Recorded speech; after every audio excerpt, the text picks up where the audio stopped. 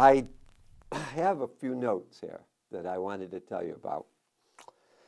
This all goes under the topic, what impressions of the 40s and 50s come to mind the years you were growing up in Danbury?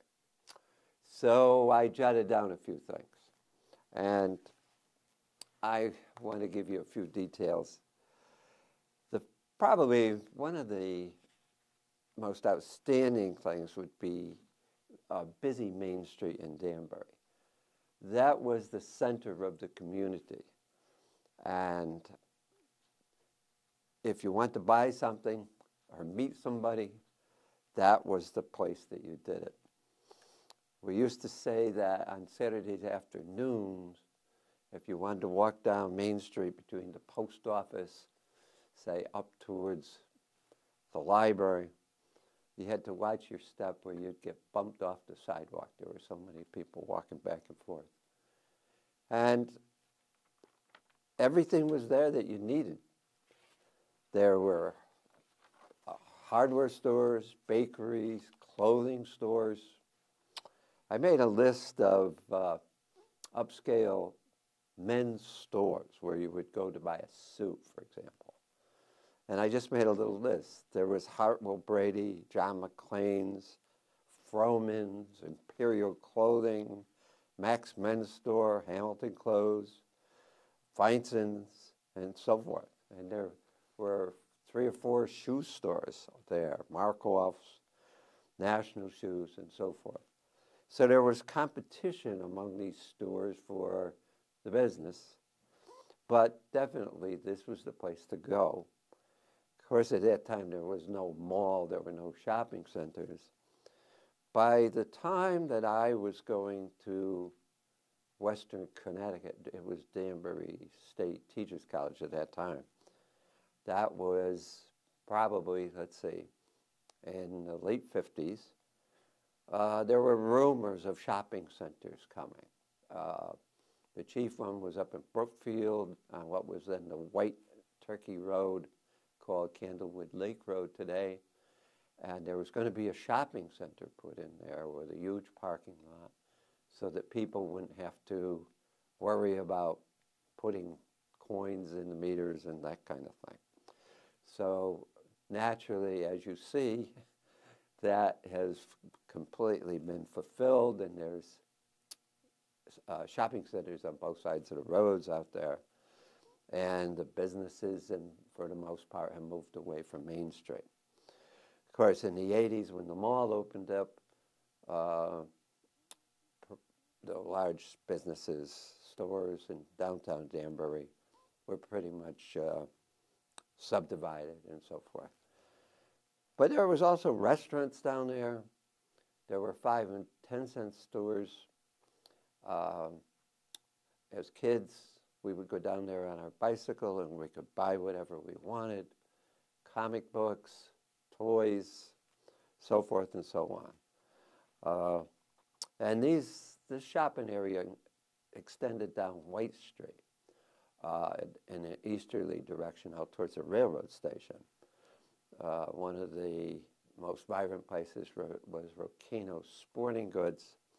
So if you needed anything to play, hockey, baseball, basketball, you could go there and get what you needed. The banks were on Main Street.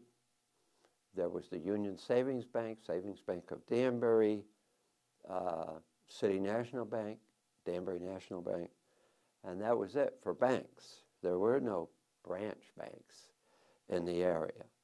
So you had to be down there in the hours that banks were open. And they weren't open, in general, on Saturdays. That was kind of a new thing that came in, I'm guessing about 1960 or so. Now, sometimes you needed a car, and if you wanted to buy a car, there was a Buick place, a couple doors from St. Peter's Church. There was a Chevy place where the mothership is now. There was Kaiser Fraser Willie's place down in the corner of Main and South Street.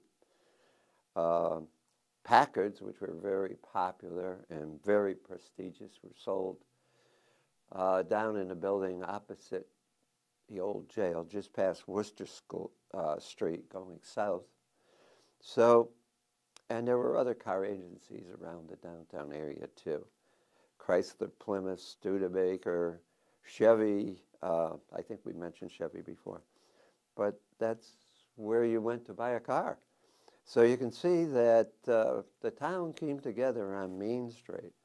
And one interesting part of all of this, there was no Route 84, and the roads that were Route 6 and Route 7, Route 7 headed north and went up to Massachusetts. It still does, but it was a main route. It carried a lot of traffic. And Route 6 went over through Newtown and over towards Waterbury. Well, on the weekends, especially in the summer, there was a tremendous amount of traffic on those roads. People were going for weekends and vacations and going to Cape Cod and so forth. So it was a very difficult job at rush hour time to drive across Danbury. The Danburyans knew about this, but the travelers and visitors didn't. So they might have an hour to an hour and a half to get from Sleepy Hollow, or rather over by what we think of as the mall, to get over towards Newtown side. And it was just one massive traffic jam. Not fun. Oh, I forgot to mention that the most popular hotel was on Main Street too. It was called the Hotel Green. And that was a prestigious place where there were ballrooms in there and weddings took place. And it was a very beautiful building, very comfortable and inviting, and really like the social center of the city. City Hall stood where we are right now. We're, of course, in the Danbury Library, and this was the site of City Hall, which was a building that was built around the turn of the century, and it looked like a guild hall from the Middle Ages in Europe, really. There were, at that time, it seems to me that church attendance was of a very great interest to people. For example, if you wanted to go to Mass at St. Peter's on Sunday, and you went to the 10 o'clock Mass, you would be well advised to go 10 or 15 minutes early, because otherwise it would be so full of people that ushers would have to help you find a seat in the church. And I think that extended into the Episcopal Church on West Street and the Congregational Church up on the corner of Deer Hill Avenue, opposite the present City Hall. So now I just want to mention also that there were a lot more walkers about. Buses were very popular, and there were bus routes throughout the town. Many people used those to go shopping and to go to work. And a lot of people got to work by walking. Walking was very much in evidence. And of course, the weather played tricks on the people who had their walking design of transportation. So households carried clothing for all kinds of weather. It was very common for people to have what were called arctics, which they put on over their shoes. And they had various kinds of rain gear to protect them on rainy days. And of course, the weather got very cold sometimes in the wintertime, and there were all kinds of what were called mackinaws and overcoats You can't even find these if you went shopping today. They just don't exist anymore. What's a mackinaw? A mackinaw is a heavy winter coat, and often it had a hood on it that you could pull up, and it had a zipper, so you were protected from the wind, from hitting your ears and so forth. And once you were in there, you were pretty comfortable. Yeah.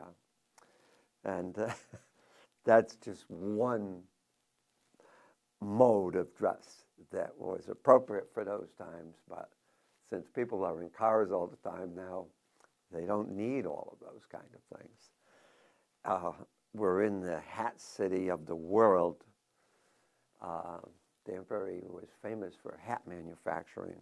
There were hat factories all over, and they were very large buildings and employed a lot of people. And everybody, all the men wore hats. And when I say all the men, that's basically true.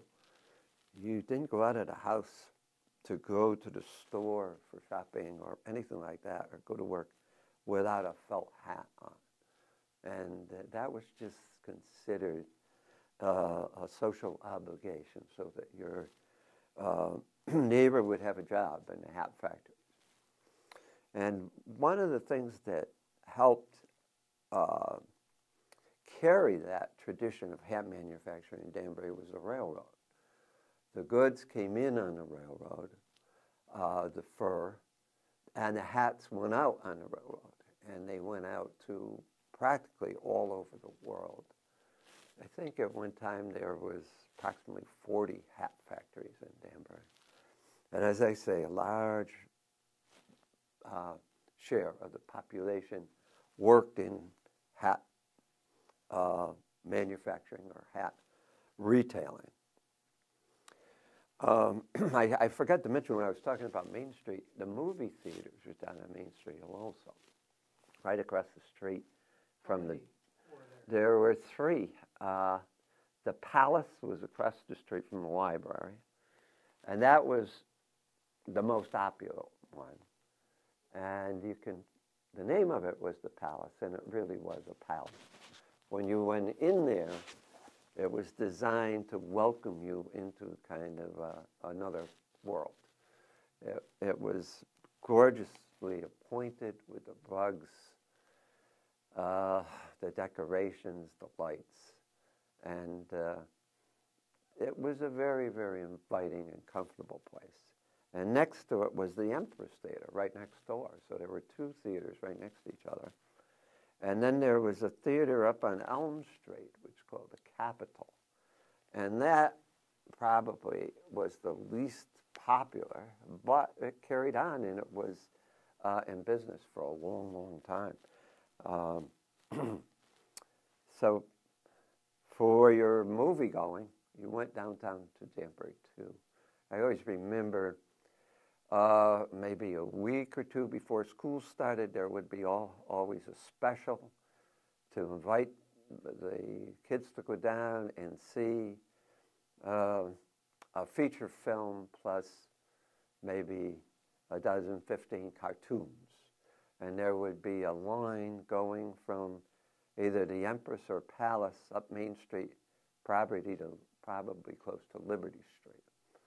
And the theater people would give out a pencil box to get you started on your school year. And this was very, very popular. The kids looked forward to doing that. And they showed up for that. And at the end, of course, whoever it was, Roy Rogers or Gene Autry, would have captured the bad guy and ridden into the sunset happily.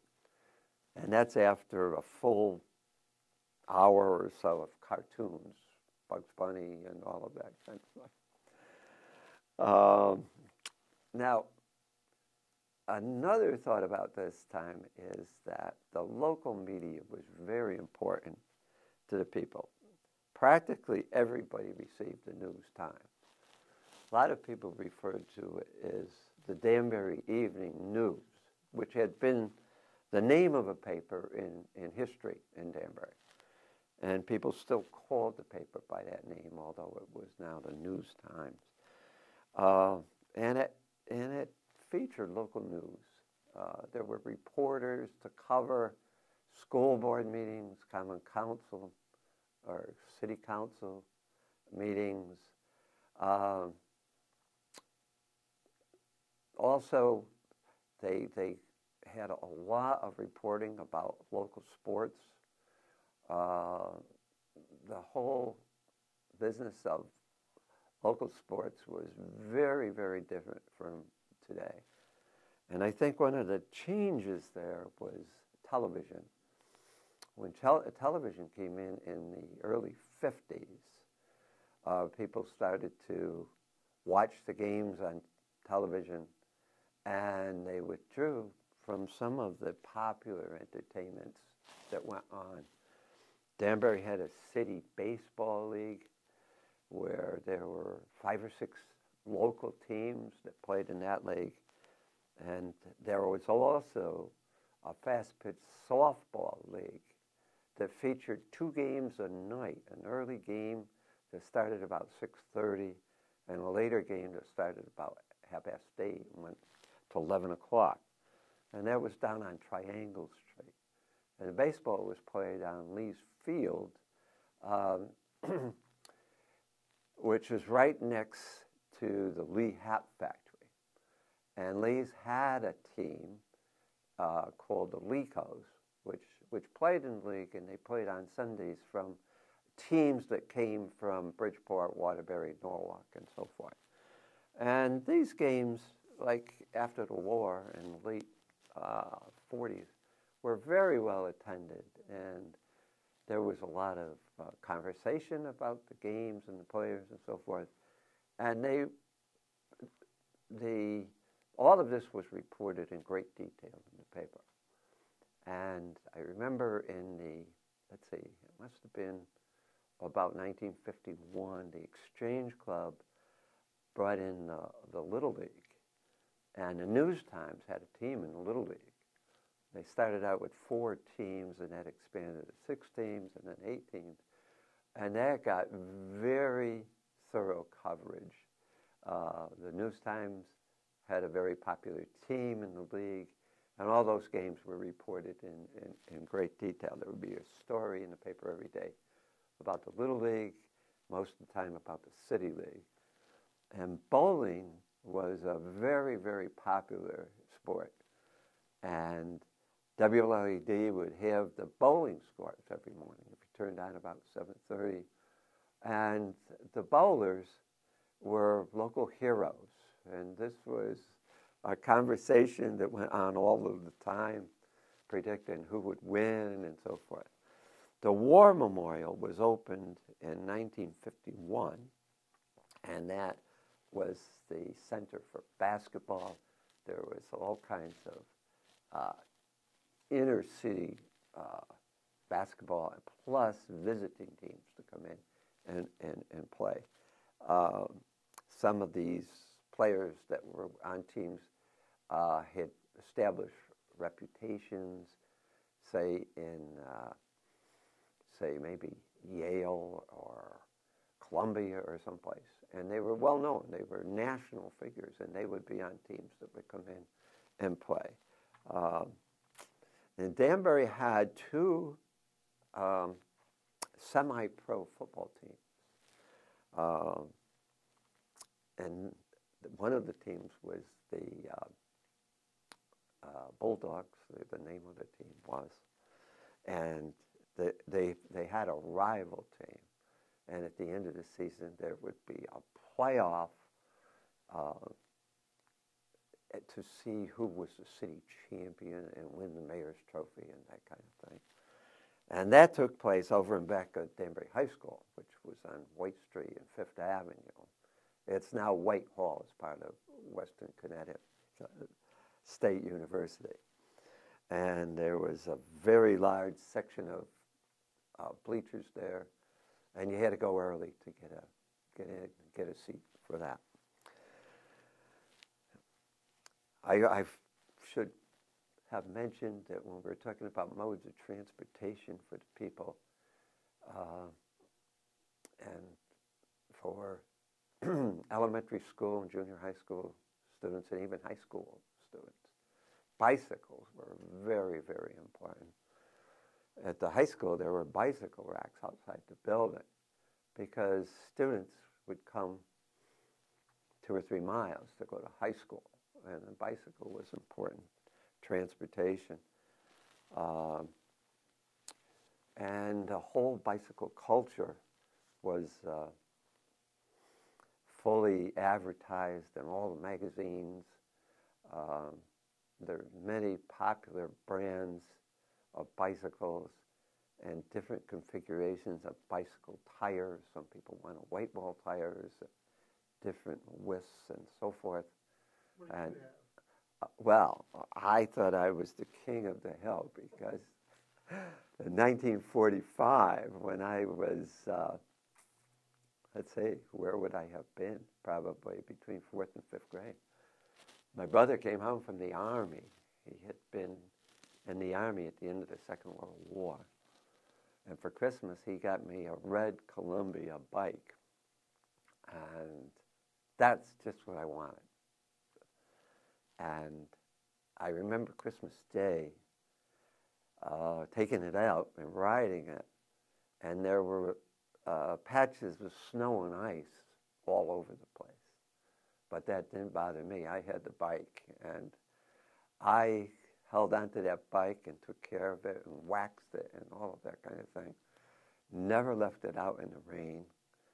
And I had 3 friends who lived in the area I was living at, of course, with my family on Grand Street. And I had friends on Wilson Street and Willock Street.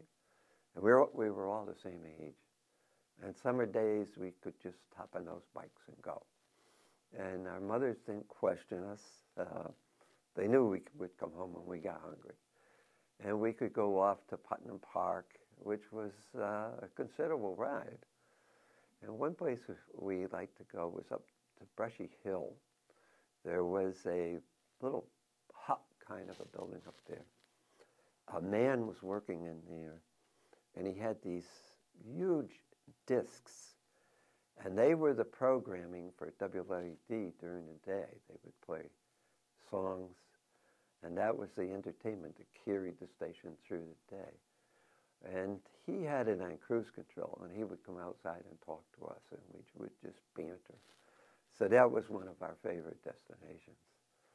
And we would complete the ride out Brushy Hill, and then come down the road that went by the Bethel Reservoir into Mountain Avenue Extension.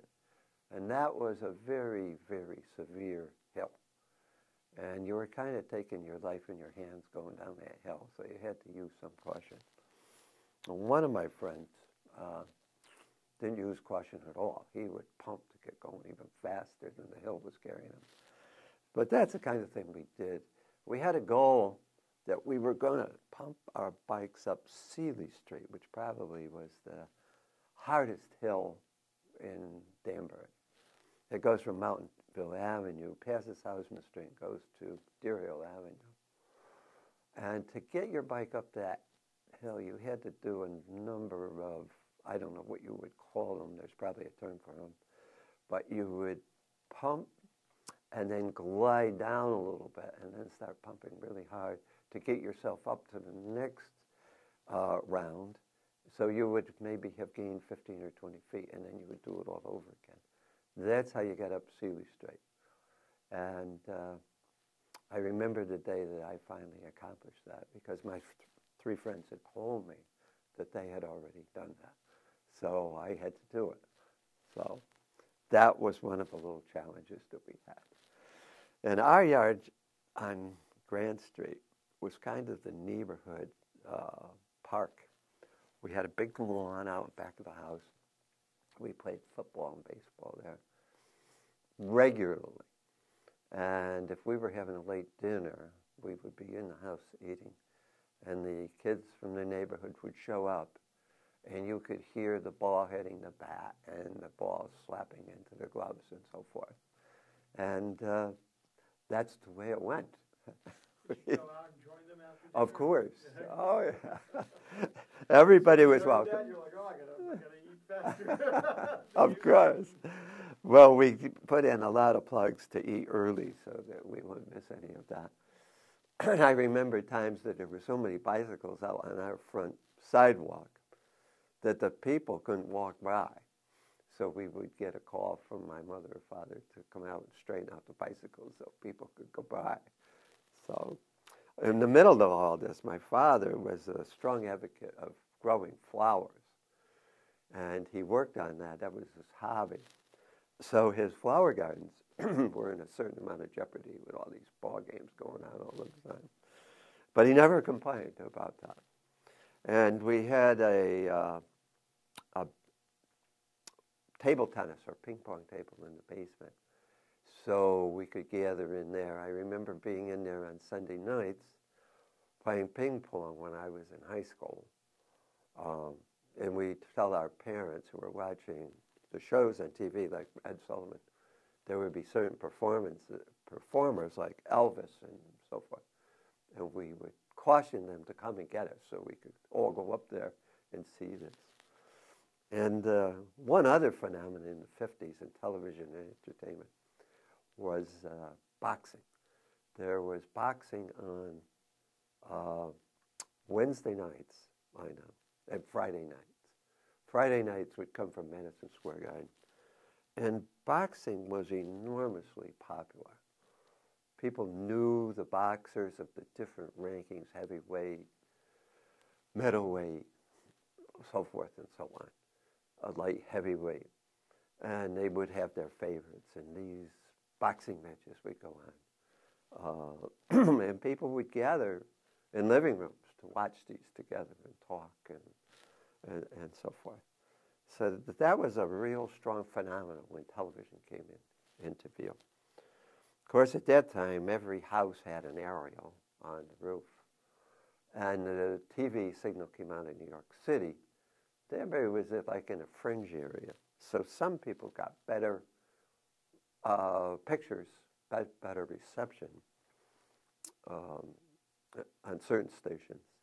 So that would be the place to go when something big happened like that. And baseball, Channel 11 carried the Yankees when they were home and the Giants when they were home. They didn't carry the road games, but that was very popular to watch the baseball games on TV. The bars did a good business because they would have the latest technology in television, like the Top Hat bar was down on the corner of Town Hill Avenue and South Street.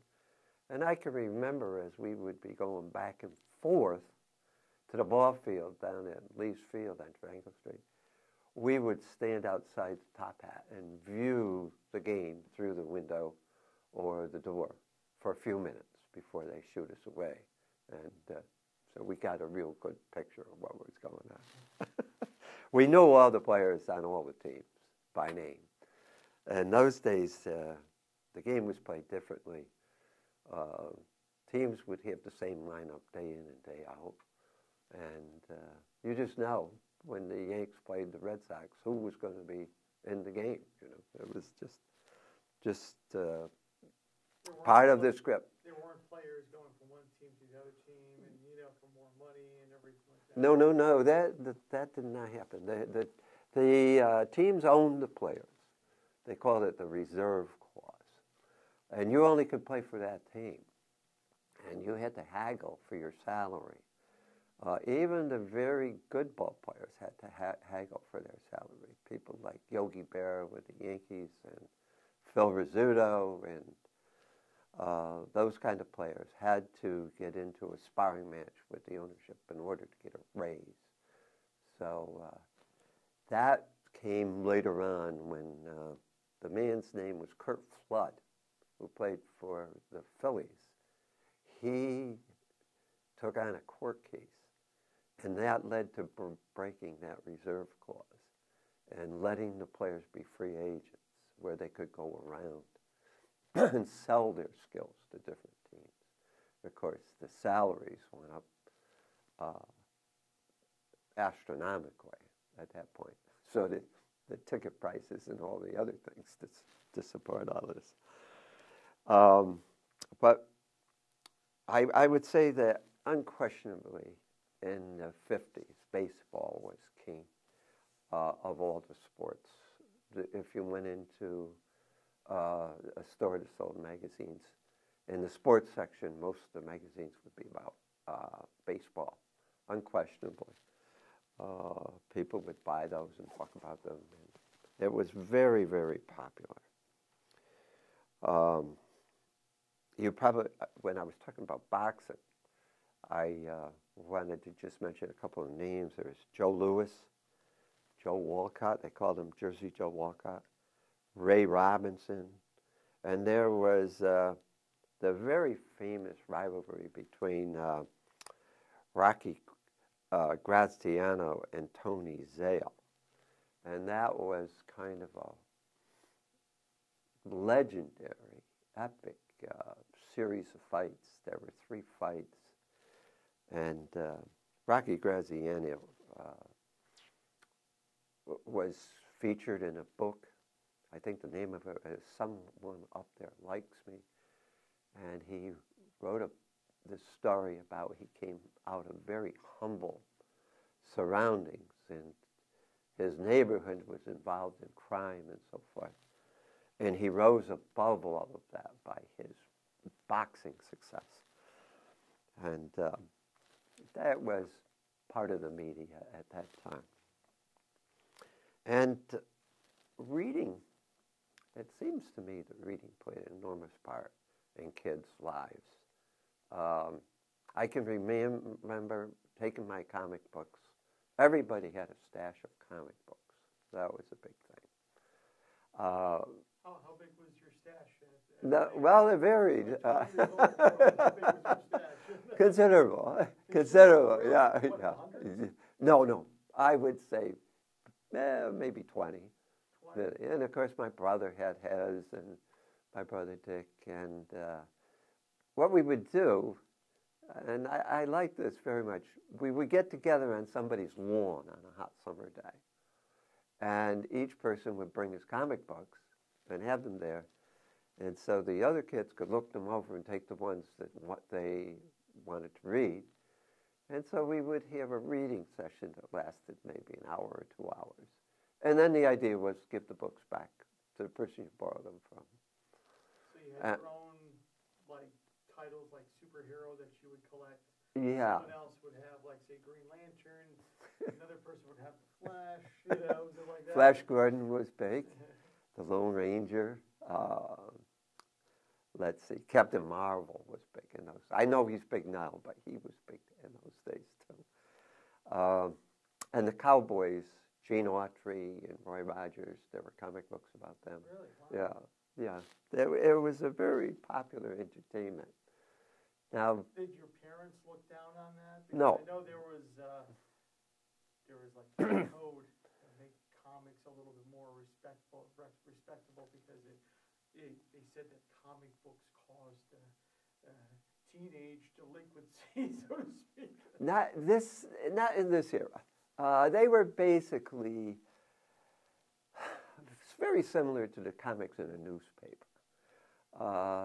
The Phantom was there violence, yes, but it was not egregious violence. You know, the good guy was always going to win, and the nefarious troublemaker was going to be arrested at the end. You remember, like, with the Lone Ranger and Tonto, there was always a climax where the Lone Ranger shot the gun out of the bad guy's hand. He never shot the bad guy. He shot the gun out of his hand. And the man would be hollering in pain, and he would say, "You're not hurt, I just shot the gun out of your hand." You know. So they tried to stay away from that egregious violence. This was a middle-class operation, these comic books. The parents didn't object to them. All the kids had them, and there was a source of entertainment, I would say. And there was trading, of course. You could trade, too. If somebody wanted one that you had, and you would rather have one that he had, you could swap. Right? Was that big? Was that, Probably not as big as it came later on, but there was some of that going on. Of course, we were also into baseball cards. You would buy bubble gum, and you would get 5 cards in the stack. And we had shoe boxes that we kept these baseball cards in. You got a lot of duplicates because you never knew who was pictured in the new one. So there was a lot of trading in that. And all the guys had stacks of baseball cards. And there were certain ones that people were seeking. At one time, when I was taking my children up to the Baseball Hall of Fame up in Cooperstown, they had those cards on display from the 50s. And some of the companies only produced those for a limited time. So they became collector's items. And some of them that they had pictured up there were ones that I had in my collection, and the other kids had them also. So that's a little bit about the sports and the entertainment. We talked about bicycles and we talked about shopping downtown.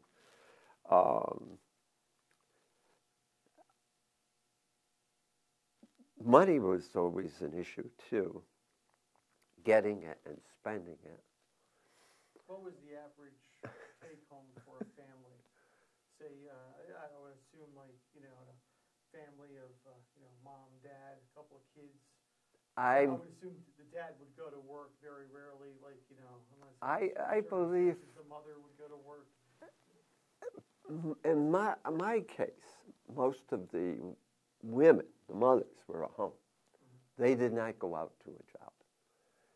Their vocation was to care for the house and the children and that kind of thing. And the men went to work. That was pretty much the pattern. I'm guessing income for a week would be about $30, $30 or $40, yes. But people had less stuff. The way I reflect on that, the first house that we bought was a 3-bedroom house on Pleasant Street. And there was one average-sized closet in the master bedroom. It was just a regular closet, and that's what the husband and wife were going to use.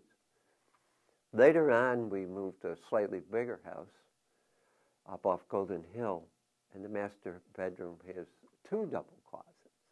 And I think that's pretty much reflective on what was going on. As you moved farther and farther away from the Second World War, the quest for material goods broadened. When I was driving down here this morning, I had CBS radio on it, and they had a woman who was an expert on decluttering, she called it. She's talking about a conversation she had with a woman who wanted a new pair of jeans. And she said to the woman, "Do you want these or do you need them?" And the woman said, "I don't need them. I just want them." And she's saying, well, if you want to think about decluttering, that's a question you're going to have to ask yourself. But as you move beyond the Second World War, you were still in the 30s, a condition of thought, the mental frame of mind, the Depression era. And even as we did our little jobs for the neighbors, raking leaves, taking soda bottles back to the store, helping people wash windows, weeding the garden, those kinds of things where people would pay you $0.25 or $0.50 if you worked with them for an afternoon or a morning. There was always an emphasis on saving. And as we were in high school and we had some more elaborate jobs, we would have a part-time job. there was always an emphasis on what did you save. We wanted to spend money, obviously, to go out with our friends and, you know, buy all these trinkets that I'm talking to you about. The conversation always was, what did you save? How much of that can you put aside? You know, so kids were very conscious of that, and I suppose that lasted throughout their lives. Eventually, they would want to buy a house, and so the conversation tended towards mortgages and what houses were costing what, and so forth. And the houses that emerged after the war popped up in places like Shelter Rock. There were neighborhoods up and back of the hospital, and the houses tended to be small by today's standard. For example, probably a house of 1,000 square feet would be average, and usually there would be no garage or anything like that. You know, it was a house for a family to live in, but it wasn't elaborate, and that's what people strove for. And there wasn't a lot of excess money. On that thought, there was a program on TV on Sunday mornings, and the name of it was Draw With Me, and the artist's name was John Nagy, G-N-A-G-Y. And each week he would have a sketching session where he would go from a blank piece of paper to a finished product. And he would show you how to do perspective and shading and so forth, so that you could, after the program was over, you could reproduce this thing. And he had a kit that he sold. You could buy it at in the local community. The place that sold it was Stone's Paint Store, which was on Elm Street at that time.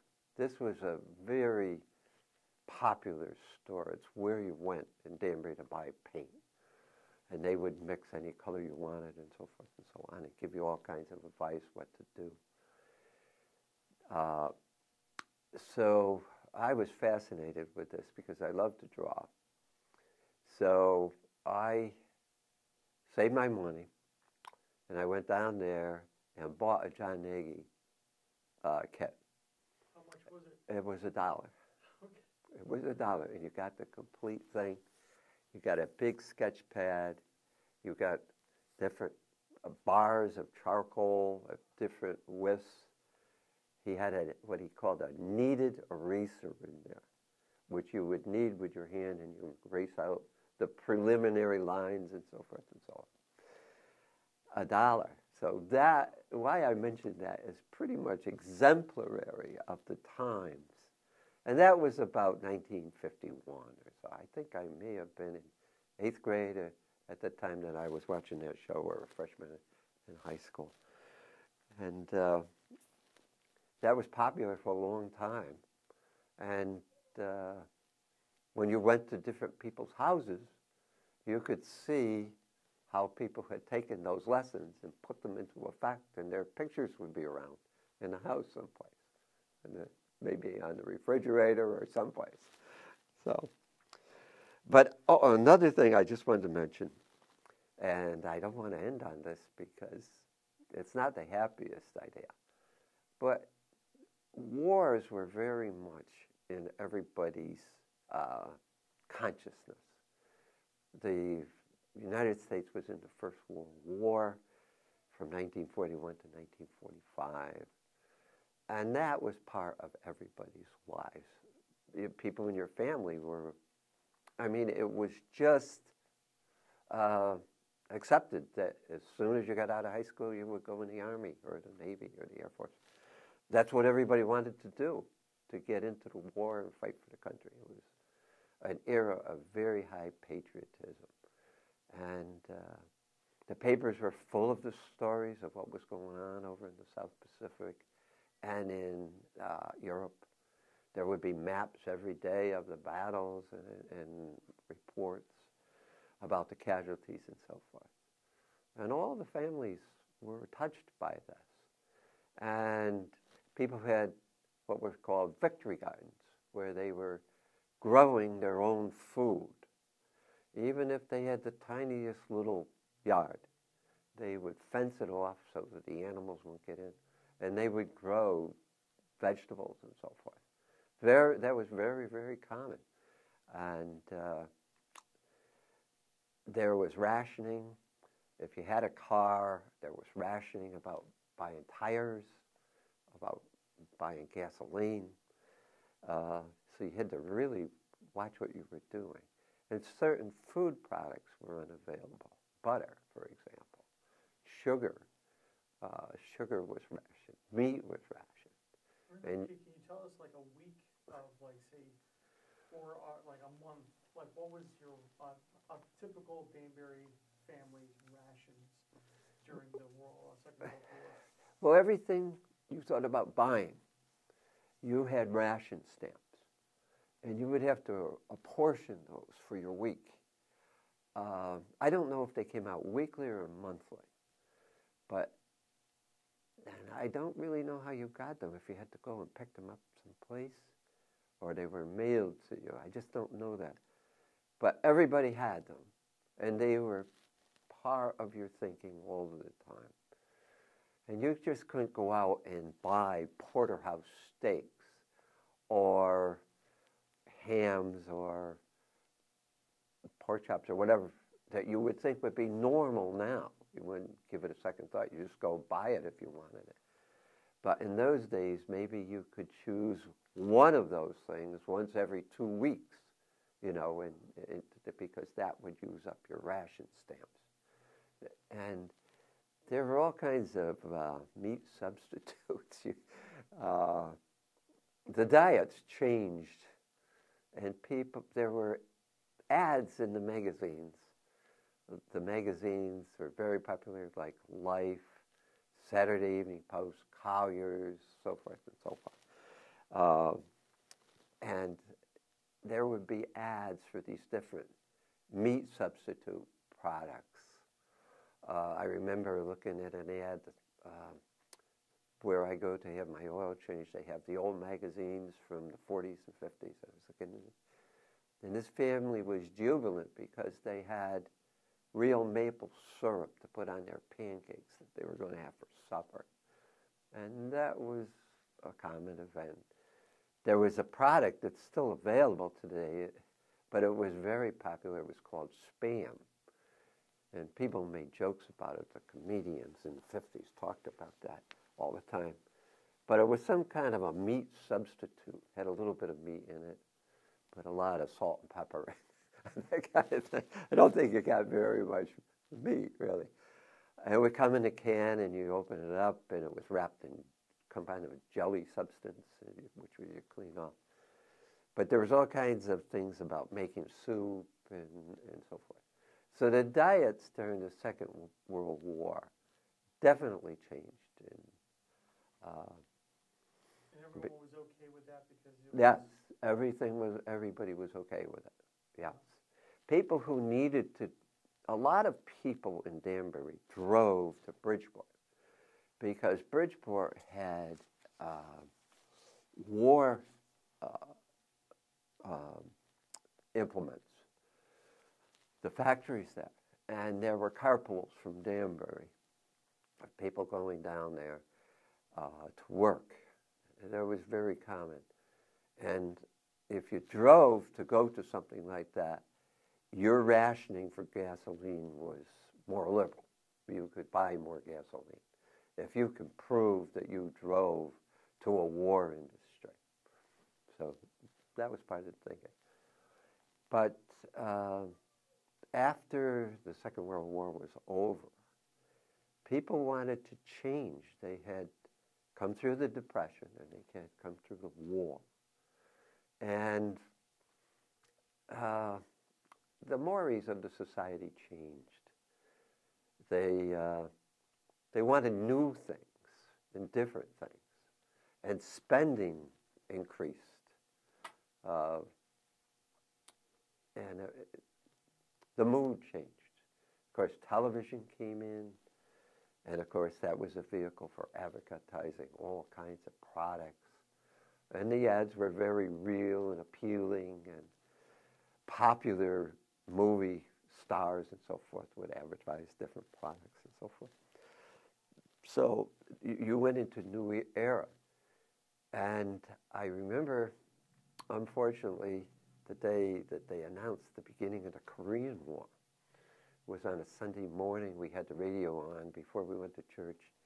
And the announcer on whatever station was said, the Cold War has turned into a shooting war. And it was the advance into South Korea. And that turned into a very bitter, angry time. People didn't know where Korea was and what we were doing over there. President Truman was the president at that time. And he had that battle under the auspices of the United Nations. The Russians had boycotted the Security Council and allowed that vote to go through that the Allies would fight together as United Nations against this invasion from North Korea, which later involved China and so forth. And Russia was sending supplies. And that was, everybody had to register for the draft again, all the men. So the people my age were registering, including me, were registering for the draft. And it was a very difficult war. The climate in Korea was, in the wintertime, was very harsh. The battles were very tough. And so we went from the Second World War through this short period of enjoyment there in the late 40s and back into the Korean War that lasted, I believe it was 4 years. And that was part of the mentality at that time. That was part of what people had to deal with.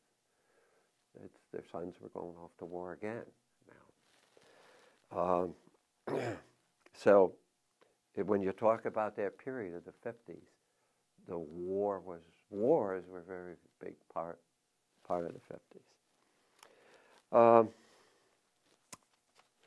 So we covered a lot of this.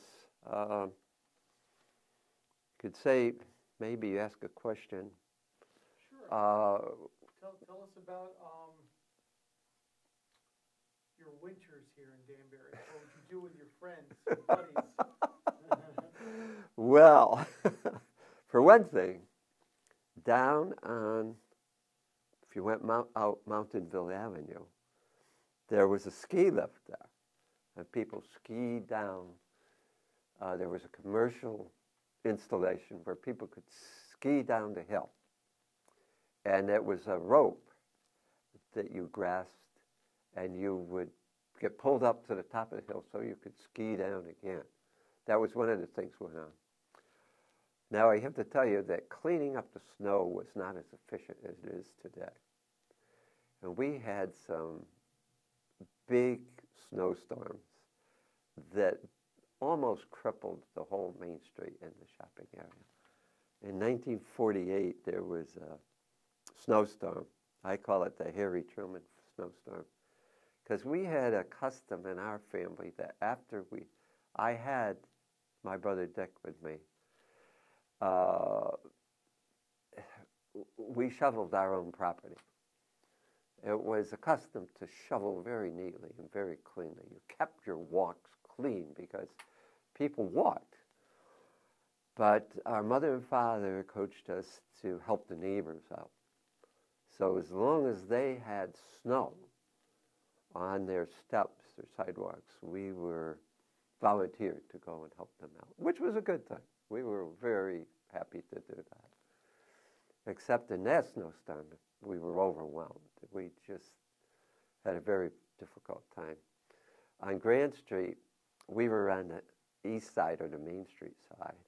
The west side, going towards Hill Avenue, was the high side, and there were many steps that led off of the road up to the sidewalk, and then another steps with landings and then more steps.